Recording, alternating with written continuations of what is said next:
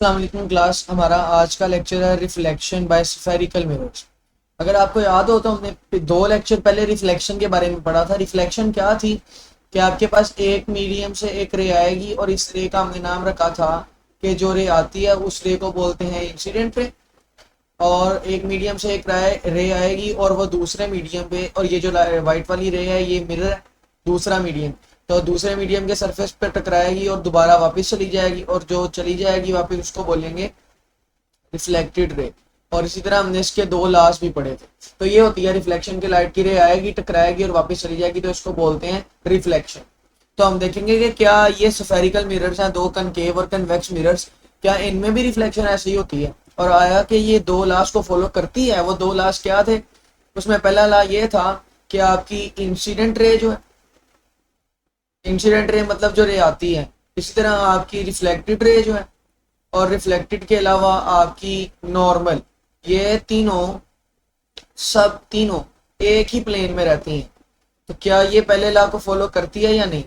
अच्छा, और दूसरा लॉ ये था कि एंगल ऑफ इंसिडेंस बराबर होता है एंगल ऑफ रिफ्लेक्शन के। तो ये भी हमने प्रूव कर, चलें देखते हैं रिफ्लेक्शन बाय स्फेरिकल मिरर्स। पहले आपको एक कॉन्सेप्ट सीखना पड़ना है। यहाँ पर देखें, ये आपके पास एक सर्कल है, ये आपके पास क्या है? सर्कल। और आप लोग छोटी क्लासों में पढ़ चुके हो कि एक ऐसी लाइन जो सर्कल को किसी एक पॉइंट पर टच कर रही हो, उस लाइन को बोलते हैं टेंजेंट।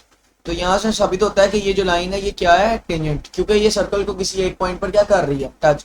तो ऐसी लाइन जो सर्कल को किसी एक पॉइंट पर टच करे उसको क्या बोलते हैं? उसको बोलते हैं टेंजेंट। अब हमारे पास रिफ्लेक्शन में स्फेरिकल मिरर्स के ऊपर आते हैं। तो यहाँ पर ये वाला मिरर आपके पास कौन सा मिरर है? ये आपके पास एक कनकेव मिरर है, और ये आपके पास एक कन्वेक्स मिरर है। कौन सा मिरर है? Convex mirror. बात समझ में आ रही है कि नहीं आ रही? Convex mirror. तो कनकेव मिरर और कन्वेक्स मिरर। तो इन मिरर्स में आप रिफ्लेक्शन को कैसे स्टडी करेंगे? तो पहले यहाँ पर हम एक मिरर बना लेते हैं। सबसे पहले हम एक कन्वेक्स मिरर बनाते हैं। ये मेरे पास बन गया है कन्वेक्स मिरर। कन्वेक्स मिरर ऐसा मिरर होता है जिसकी कौन सी साइड रिफ्लेक्ट करती है? जिसकी बाहर वाली साइड रिफ्लेक्ट करती है। यानी इसकी ये वाली साइड रिफ्लेक्ट करेगी, अंदर वाली साइड रिफ्लेक्ट नहीं करेगी। यहाँ पर सबसे पहले मैं क्या करूंगा, मैं एक शेप बनाऊंगा। यहाँ पर क्या बनाऊंगा? एक लाइन बनाऊंगा, और उस लाइन को बोलते हैं टेंजेंट। आप सब पढ़ चुके हैं कि किसी भी सर्कल को किसी एक पॉइंट पर जो लाइन टच करती है उस लाइन को क्या बोला जाता है? टेंजेंट। तो यहाँ पर ये वाली जो लाइन है, ये लाइन यहाँ पर क्या होगी? ऑफ कोर्स ये लाइन यहाँ पर टेंजेंट होगी। तो किसी भी स्फेरिकल मिरर में आपने जब रिफ्लेक्शन पढ़नी है तो आप सबसे पहले उसके अंदर क्या ड्रॉ करेंगे? टेंजेंट ड्रॉ करेंगे। टेंजेंट ड्रॉ करने के बाद आप यहाँ पर इंसिडेंट रे गिराएं। ये रे आई, जो रे आती है उसको इंसिडेंट बोलते हैं, और टकराने के बाद वो चली जाती है, तो जो चली जाती है उसको क्या बोलते हैं? Reflected ray. और जो लाइन यहाँ पर हम बनाते हैं सरफेस के 90 डिग्री पर, उस लाइन को क्या बोलते हैं? उस लाइन को बोलते हैं नॉर्मल। क्या बोलते हैं उस लाइन को? नॉर्मल। तो यहाँ पर हमने देखा था कि सब एक प्लेन में हो, तीनों रेस किस प्लेन में होनी चाहिए? In one plane. तो यहाँ पर देखें, इंसिडेंट रे, नॉर्मल और रिफ्लेक्टेड रे तीनों किस प्लेन में है? वन प्लेन में। तो पहला लॉ तो वेरीफाई हो गया। दूसरे, एंगल ऑफ इंसिडेंस बराबर होता है एंगल ऑफ रिफ्रैक्शन के। इसको बोलते हैं एंगल ऑफ इंसिडेंस, और इसको क्या बोलते हैं? Angle of reflection. तो यहाँ से एंगल ऑफ इंसिडेंस बराबर है एंगल ऑफ रिफ्लेक्शन के। तो दूसरा लॉ भी प्रूव हो गया। तो किसी भी कन्वेक्स मिरर से रिफ्लेक्शन, ये कौन सा मिरर है? Convex mirror. तो कन्वेक्स मिरर से रिफ्लेक्शन इस तरह से होती है। तो किसी भी कन्वेक्स या कनकेव मिरर से रिफ्लेक्शन के लिए एक बात याद रखें, क्या ड्रॉ करते हैं आप? टेंजेंट ड्रॉ करते हैं। अब अगर मैं यहाँ पर एक कनकेव मिरर ड्रॉ कर दूं और उससे आपको रिफ्लेक्शन करके दिखाऊं, मसलन ये आपके पास एक मिरर आया, और ऐसा मिरर जिसकी अंदर वाली साइड रिफ्लेक्ट करती है उसको क्या बोलते हैं? Concave mirror. यानी ये वाला मिरर जो है इसकी अंदर वाली साइड रिफ्लेक्ट करेगी, और उस साइड को क्या बोलेंगे? इस मिरर को क्या बोलेंगे? Concave mirror. और सबसे पहले मैंने आपको बताया था कि आप क्या ड्रॉ करेंगे? टेंजेंट। तो अब हम यहाँ पर टेंजेंट कहाँ पर ड्रॉ करेंगे? अंदर वाली साइड पर ड्रॉ करें, क्योंकि अंदर वाली साइड रिफ्लेक्ट करती है ना। तो ये मेरे पास आ गया टेंजेंट, और फिर इसके ऊपर हम गिराएंगे इंसिडेंट रे।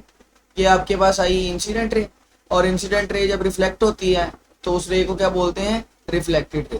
तो इंसिडेंट रे आई और रिफ्लेक्ट होके चली गई, और यहाँ पर आपके पास एक लाइन ड्रॉ करेंगे जो आपके पास क्या होगी? आपका नॉर्मल। तो यहाँ पर ये वाली लाइन आपका क्या है? This line is the normal. और जब आप इसका एंगल निकालेंगे तो ये बनेगा एंगल ऑफ इंसिडेंस, और ये वाला एंगल क्या बनेगा? Angle of reflection. तो यहाँ साबित होता है angle of incidence is equal to angle of reflection. और जब ये साबित हो गया तो ये वाला लॉ साबित हो गया। और क्या ये तीनों रेस एक ही प्लेन में है? यस। तो ये वाला लॉ भी साबित हो गया। तो अगर आपने स्फेरिकल मिरर्स स्फेरिकल मिरर्स का मतलब होता है कनकेव मिरर और कन्वेक्स मिरर। दो तरह के स्फेरिकल मिरर्स आपने पढ़े हैं, कनकेव एंड कन्वेक्स। तो इन दोनों में जो रिफ्लेक्शन होती है वो इस तरह से होती है। इन दोनों में रिफ्लेक्शन किस तरह से होती है? सबसे पहले आप मिरर के ऊपर क्या ड्रॉ करते हैं? मिरर के ऊपर टेंजेंट ड्रॉ करते हैं, और टेंजेंट ड्रॉ करने के बाद आप उसके ऊपर क्या गिराते हैं? आप उसके ऊपर गिराते हैं इंसिडेंट रे, और इंसिडेंट रे गिराने के बाद आप उसके ऊपर क्या गिराते हैं? Reflected ray. समझ में आ गई बात? चले, तो ये आपका आज का लेक्चर था जिसमें हमने पढ़ा reflection by spherical mirrors. Next lecture में हम पढ़ेंगे मिरर फार्मूला।